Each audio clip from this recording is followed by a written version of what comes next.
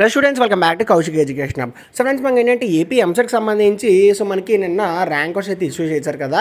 అయితే చాలామందికి ఏంటంటే నాకు మా ఫ్రెండ్కి సేమ్ మార్క్స్ లేదంటే 1 మార్క్ డిఫరెంట్ వచ్చింది. బట్ ర్యాంక్ ఎందుకు అంత డిఫరెంట్గా వచ్చింది అని చెప్పేసి అయితే అంటున్నారు. అండ్ ఐపీ మార్క్స్ కలపలేదని చెప్పేసి అంటున్నారు. దాని గురించి క్లియర్గా అయితే ఈ వీడియోలో చెప్తాను. ఇప్పటికొచ్చి ఎవరైనా మన ఛానల్ని సబ్స్క్రైబ్ చేసుకోకపోతే వెంటనే సబ్స్క్రైబ్ అయితే చేసుకోండి. ఇలాంటి అప్డేట్స్ డైలీగా వస్తూ ఉంటాయి. ఖచ్చితంగా లైక్ అయితే చేయండి. ఒక 200 లైక్స్ అయితే టార్గెట్ ఇస్తున్నా. ఇంకా టాపిక్లో వచ్చేస్తే ఇక్కడ మీరు చూడండి, నేను స్క్రీన్ మీద చూపిస్తున్నాను కదా, ఇది ఇద్దరి ర్యాంక్ కార్డ్స్ అనమాట. ఇక్కడ చూడండి మార్క్స్ ఎన్ని డిఫరెన్స్ ఉన్నాయి. తనకు వచ్చేసరికి 51.11 వచ్చింది, తనకి 52.84 వచ్చింది. ఎంత డిఫరెన్స్ వచ్చింది? జస్ట్ 1, లేదంటే 1లో కూడా కాదు, చాలా తక్కువ పాయింట్స్లో వచ్చింది. బట్ మనకి ఎంత డిఫరెన్స్ వచ్చింది? ఈ 51 వచ్చిన అబ్బాయికి 92,000 వచ్చింది, బట్ ఇక్కడ 52 వచ్చిన అబ్బాయికి 47,000 వచ్చింది.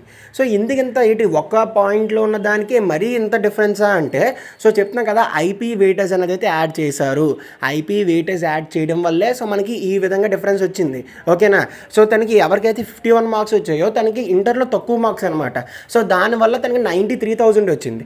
ఈ పక్క అబ్బాయికి ఏంటంటే ఇంటర్లో 10తో పోల్చుకుంటే కొద్దిగా ఎక్కువ వచ్చాయి. దానివల్ల మనకి 47,000 వచ్చింది.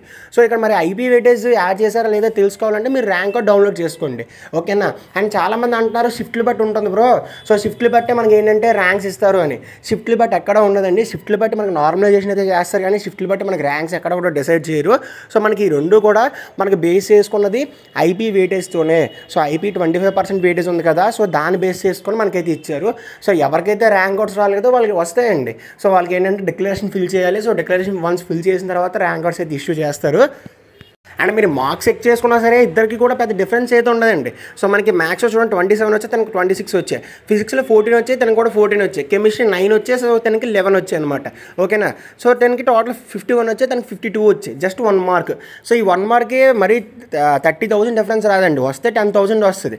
ఐపీ వెయిటేజ్ యాడ్ చేయడం వల్లే ఈ మట్టుకు డిఫరెన్స్ అయితే వచ్చింది. కాబట్టి మీకన్నా మీ ఫ్రెండ్స్కి తక్కువ రావడం, లేదంటే మీ ఫ్రెండ్స్కి తక్కువ వచ్చి మీకు ఎక్కువ రావడం ఇలాంటివి అయితే మీరు అనుకోకండి. మీరు ఐపీలో ఎంత కష్టపడి ఎన్ని మార్క్స్ తెచ్చుకున్నారో దాన్ని బేస్ చేసుకొని మీకు ర్యాంకింగ్ అయితే ఉంటుంది. కాబట్టి ఇది ఫ్రెండ్స్ ఇవాళ వీడియో. ఇలాగైతే ఎవరైతే ఫీల్ అవుతున్నారో అవన్నీ ఆపేయండి. మీ ఐపీ మార్క్స్ బట్టి మీకు అయితే ర్యాంక్స్ వచ్చాయి.